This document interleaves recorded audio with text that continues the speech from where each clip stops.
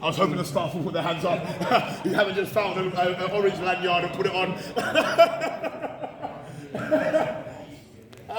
How many of you? Thank you. Okay, guys at the back. Usually, I'm going to be honest with you, usually I can handle it when people are talking over me. But today, as I said, my voice is going. I've still got another 3 sessions, another session today and 2 more tomorrow. I need my voice. I'm not going to scream over people. Just please, I need a bit of respect, if that's possible. All right? How many of you with a job had to do an interview to get that job? How many of you here? Wonderful. Fantastic. The thing is, all of you in this room, at one stage of your life, you will get a job. You will work. And to get that job, you have to do an interview. An interview is telling someone a part of your story. Who are you? What is your work experience? What are your strengths and your weaknesses? Why should I hire you? All of you in this room. We already know Jack definitely has. Some of you, at some stage of your life, you're going to fall in love. Oh. You're going to meet someone that you want to spend the rest of your life with, have kids with, start a family with, have a house with, have a joint account with. Yeah, that's a bad idea. I've got to join a TikTok. I've got to join TikTok with her. You've got to join TikTok? I've got 4 TikToks. That is a new age level of commitment, isn't it?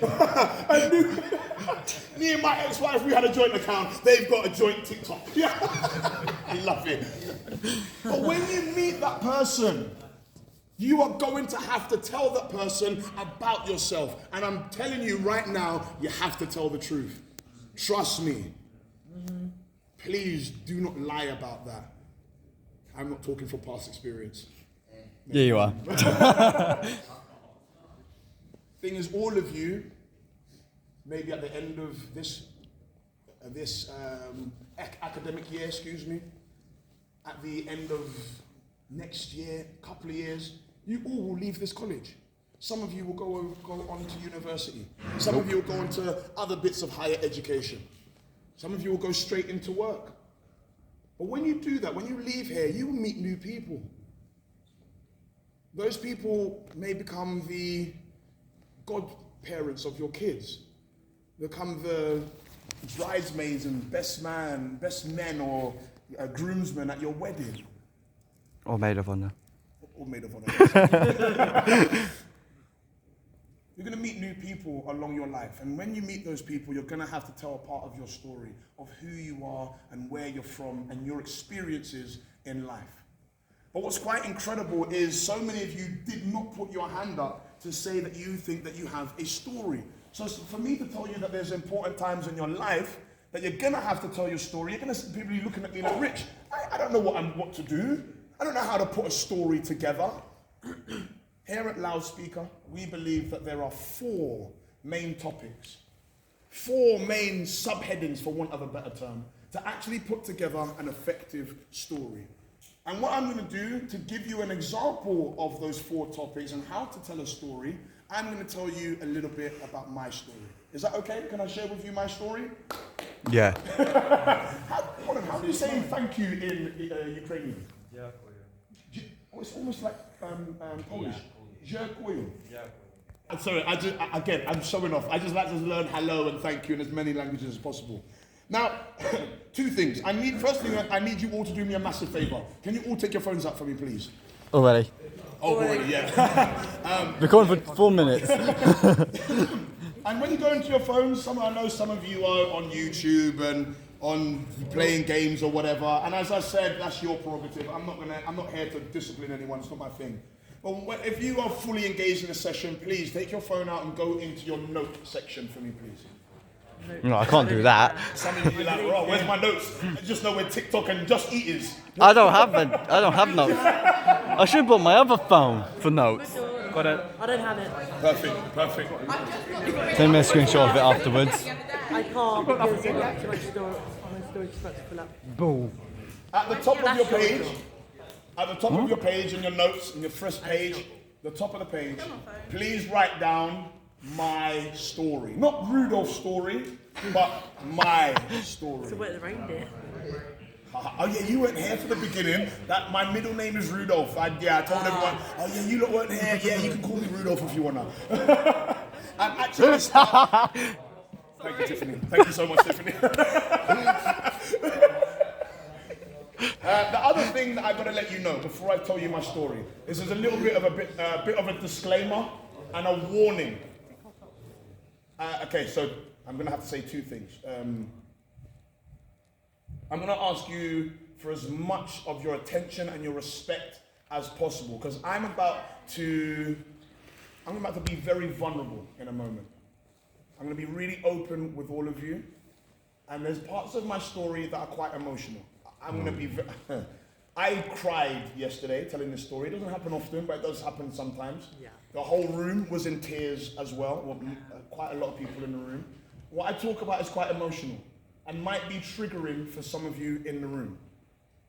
Now, if any of you do feel a little bit overwhelmed or triggered by anything that I say in my story, please feel free to speak to Indiana, to Neil, I didn't catch your name. James. Nick, speak to your tutors. Or if you need a moment outside, please feel free to do so. I know I make silly jokes and I'm easily distracted, but in that moment, I won't say a thing. I won't even make eye contact. But I'm just definitely going to ask you, because a lot of things I do say is emotional and I still relive them, please show me as much respect as you possibly can. Now, knowing that, can I still tell you my story? Is that okay? Yes. Yeah. Thank you so much. Okay. In your notes, I want you to write down the topics. So I'm going to tell you when the topics come up. Yes, mate. Yeah, you can. You're going to miss some stuff. I'm so sorry, buddy. Should we wait for him to come? No. He might be. Richard, no. I was going to make a bad joke. I can have a guess. And I'm so sorry. Okay, all right. Probably guess. So I'm going to tell you to write down all the topics, and then I'm going to explain to you when I need you to write more in there. So the first topic that I'm going to be discussing is loves.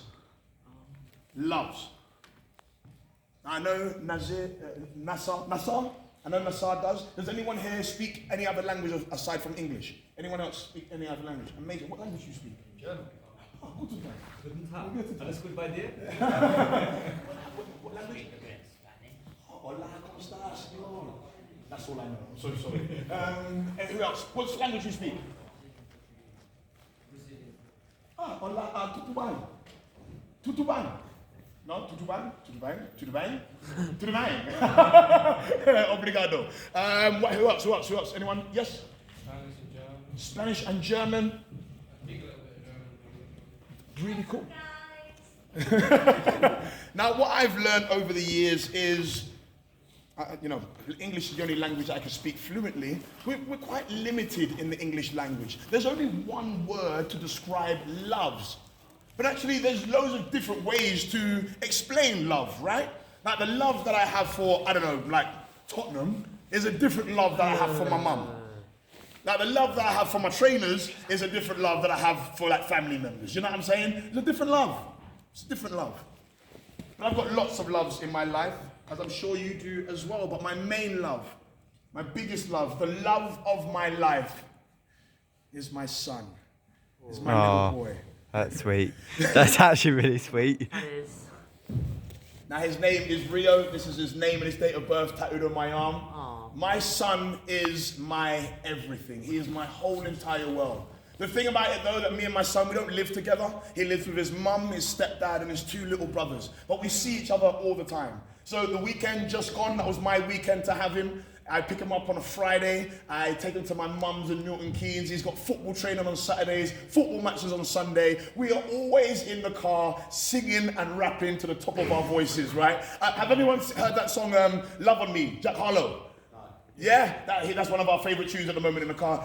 Anyway, let me not sing that song. I love my child. I really, really do. It's almost like we're mates. It's not even just like a father-son relationship. But the only beef that we do have is I'm Tottenham and he's Arsenal. Ooh. I know.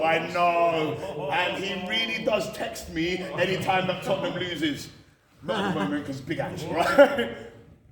I remember the moment when my son was born. Unfortunately, his mum, my ex-wife, she was on the operating table and she wasn't able to hold him first time. I was the first one to hold my son. I saw his eyes open, I cut his cord. In fact, when Rio arrived, he didn't cry like most babies. No, not my child. He made this noise to suggest that he was irritated, like, "Eh." Like, why did you take me out of there? I was comfortable, I was chilling. In fact, my son is a lot like that now as well. My son Rio is the love of my life. He is my whole entire world.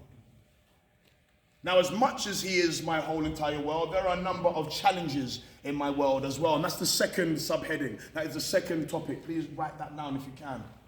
Challenges. I let you know one of them in the very beginning. I am dyslexic. And as much as I've been out of education for many, many years, dyslexia still affects me every day. My handwriting is awful. I compare it to hieroglyphics. You know, Egyptian writing. You've got to be a trained and skilled individual to decipher what the hell I just wrote down on a piece of paper. Right? My reading.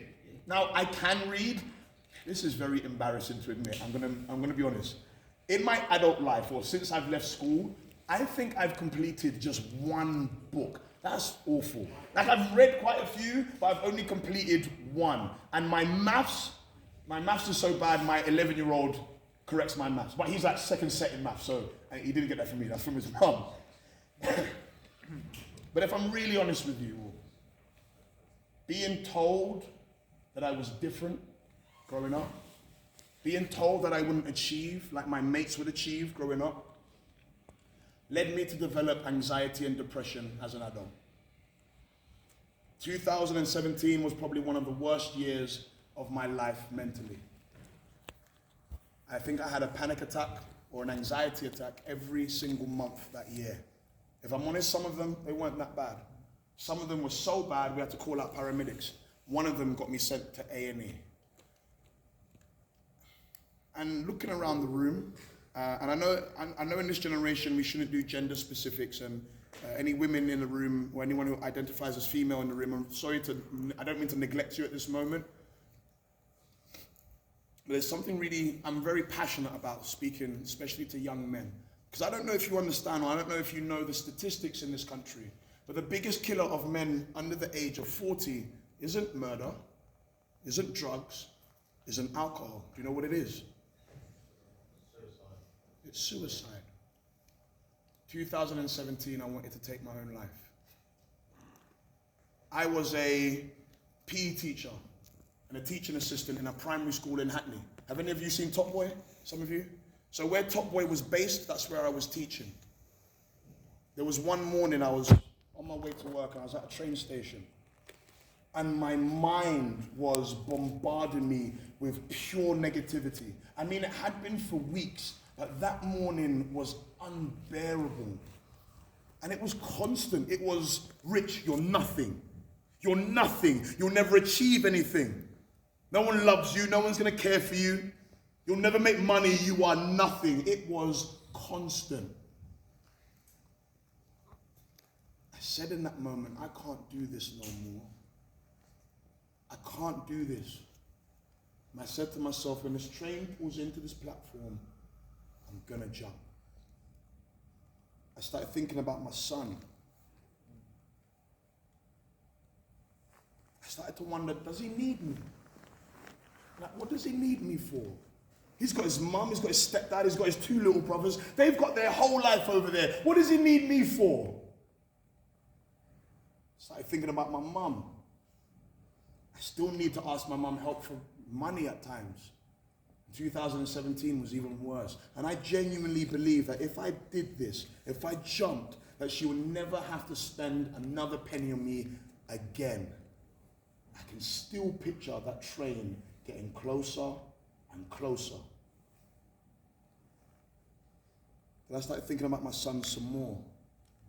As I told you, he plays football. It's actually really good. I mean, I know I'm biased, I'm his dad, I'm gonna say that, right? But genuinely, the kid is good, man. Very skillful and really dedicated to become a footballer. What if he makes it one day?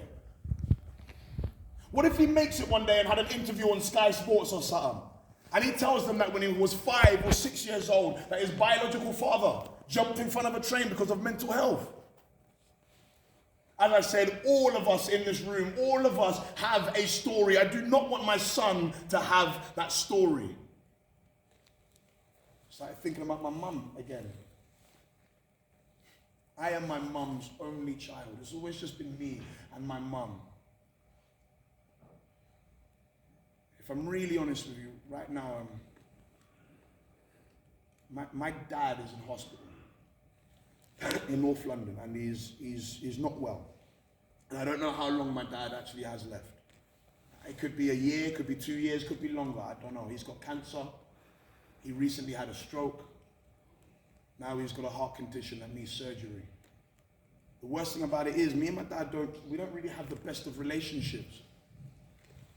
But obviously I'm putting that all to aside because that's my dad. But what it's making me realize and making me remember is that my mom has always been there. My mom has been my mom. She's been my dad. She's been my provider, my protector. She's been everything, and I adore my mom. I could not do that to her. Obviously, I didn't do it. I got onto the train. I went into work. I broke down in tears in front of one of my colleagues. She said, "Rich, you're not working today," and she took me to A&E. That day, I was diagnosed with clinical depression. I have been on medication. I have gone through therapy. If I'm completely honest with you, something that affects me every single day. Now, I know I come across as this person with loads of charisma and confidence and this big laugh. Sorry. If I'm completely honest with you, I'm like that because I remember those days when I couldn't laugh.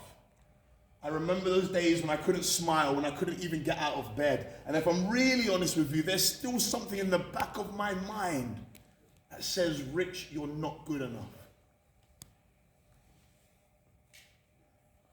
Let me move on before I do get emotional. The next subheading, the next topic that I'd like you to write down is failures. When have you failed in your life? Now, I used to make this excuse that because of the reason why I failed in GCSEs, the reason why I don't have any qualifications, the reason why I failed in school is because of dyslexia. It was a lie. It was a lie. I didn't fail because of dyslexia. I failed because of me. I failed because I had a bad attitude. There's probably some of you in this room that have something called an EHCP. If you know what it is, if you've got one, you know exactly what it is. Back in my day, it makes me sound so old, but back in my day it was called a statement.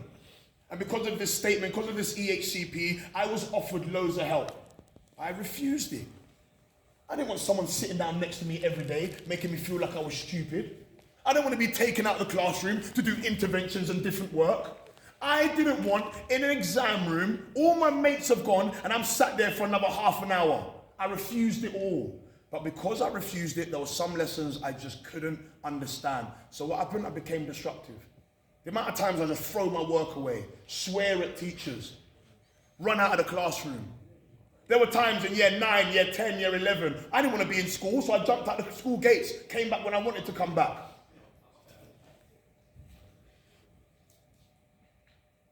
Times when I was meant to be in English, maths, science, I don't want to be in those lessons.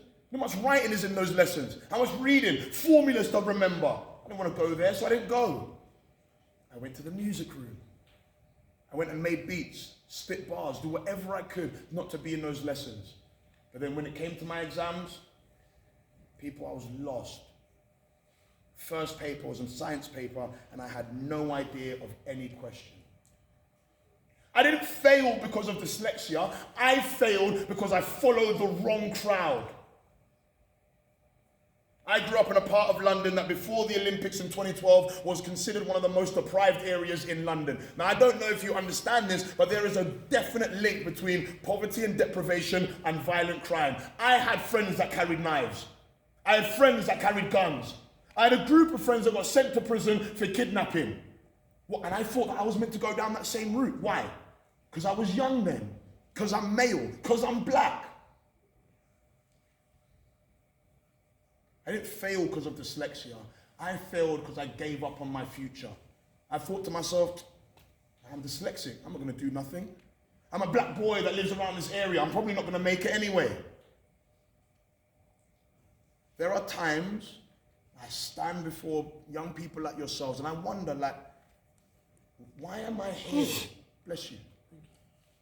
Why am I here? What have I got to give to you lot? Statistically, I shouldn't be here. Coming from a broken home. Being this close to going on road. This close to being in it wasn't even gangs. It was just young boys beefing each other from different council estates. And when I tell you I have no qualifications, I genuinely have no qualifications. All I have is a few past courses in public speaking. So I ask you again rhetorically, why am I here? The fourth and final topic I have realized is because I'm successful. Now I'm not successful because I've got a BMW or Tesla parked outside in your car park, because I ain't. I'm not successful because I've got millions of pounds inside my bank account, because I ain't. I'm not successful because I've got millions of people following me on Instagram, because I ain't. The one thing that makes me successful is this right here. The fact that I've been able to overcome all of those challenges, the fact that I've been able to overcome all of those barriers. I have dedicated my life to telling young people like yourselves that you've got this. You are amazing. You are incredible. That whatever you want to achieve in life, you can. If someone like me, every day can live out his dreams, what's stopping you? I know that is so cliche, but I promise all of you, there's nothing special about me. Nothing. There's nothing special about me. And I know I've been discouraged from saying that at times, and people have said, no, Rich, you are. Guys, I mean it, I'm not. I want you to understand there's no difference between me and you. I was just a normal kid. I was a normal black kid that grew up in East London. I just happened to have dyslexia that allowed me to use this voice. So if I can follow my dreams every day, why can't you? Why can't you? I'll be honest, sometimes I wish I had more time to speak to all of you. I mean, I wish I had another 3 hours, another 4 hours. And I'll scream until I'm blue in the face. Bruv, I don't even know if black people can get blue in the face, but I'll try. I swear down, I'll try it just so you understand how amazing you are. How wonderful you are. That whatever the beginning of your journey was does not determine the rest of your journey. You do. And you are all successful. You've got this.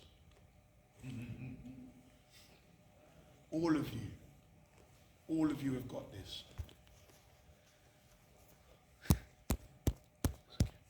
Now, I want to know what your story is. That's a bit of a lie. I'm not expecting anyone to come to the front and do what I just did. But what I need you to do, I need you to take your phones out one more time for me, please. No, that's a lie. It's not one more time, but I need you to take your phones out. Go back into your notes. Because I want to find out, what are your loves? What are the loves that are in your life? I know I spoke about my son, and I'm not expecting anyone in here to be parents. I mean, if you are, amazing. I ain't going to judge you. I think being a parent is the most beautiful thing on the planet, no matter what your age is. When I was in Brighton, actually, there was a young lady who was a mum, who was a student. And actually, I got so excited, we started showing pictures of our kids to each other. It was hilarious.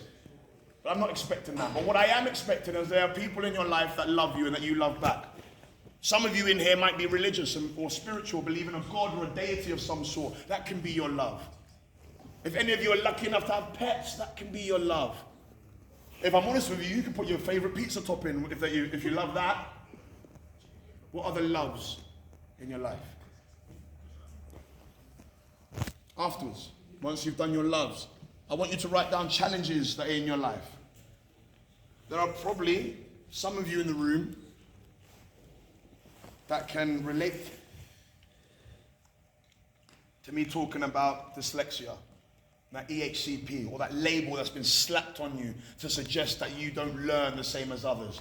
As I said, like dyslexia, dyspraxia, dyscalculia, ADHD, autism, and the list goes on and on and on. In fact, you know what? I want to tell you guys something, because I have a feeling there might be some of you in the room that can relate to that. I was in Stoke a couple months ago in a much bigger auditorium than this. There was like 250, 300 young people in it. And I was doing this session. And one of the tutors, I think he did mechanics, he was definitely in his 50s, and he walked up to me with tears in his eyes, and he gave me this massive hug. And he said to me, Rich, thank you so much for talking about dyslexia, because he had dyslexia as well. And he said to me that he wants me to share this analogy to as many people as I can. So I know I've been talking a lot, give me a moment, let me explain this to you. I want you to picture something for me. Picture a planet or a world full of dogs. Like, almost like the planet of the apes, or the planet of the dogs, all right? Not like bad dogs, not like the XL bullies that the government are trying to confiscate and ban. Just normal dogs. But to be successful in this world full of dogs, you got to run really fast. So like whippets and greyhounds, they're the most successful dogs. Those of us with that label slapped on us, with dyslexia, ADHD, autism, etc., we're like ducks in this world full of dogs. You ever seen a duck try to run before? Yes. It's the most weirdest thing in the waddle thing, yeah? Now, I'm going to ask you all a question. Please be as sensible as you can, because I've had some funny answers with this. What is something that a duck can do that a dog only dreams that it could do? Fly. Thank you so much. They can fly. We're seeing that world full of dogs. Those ducks have never been told that they can fly, and I'm here to tell you, all you need to do is spread your wings. Spread your wings and soar in the sky and watch those dogs, stare at you in awe. Maybe there's a few of you in this room that are struggling with your mental health. In fact, you're absolutely drowning in your mental health. And I've got one bit of advice for you on that. You're not alone. Please don't do this alone. One of the biggest mistakes that I made in the darkest moments of my life was assume that no one would know what I was going through. And no one would understand, and to the point where I wanted to take my own life. And when I was going through therapy and my doctor, they said, open up about it, talk to people about it. So I filmed myself talking about it and put it on my WhatsApp status. My friends, some family members contacted me and said, Rich, thank you so much for opening up, because I'm going through the same thing. If that is you and you are drowning in your mental health, please, I am begging you, don't do this alone.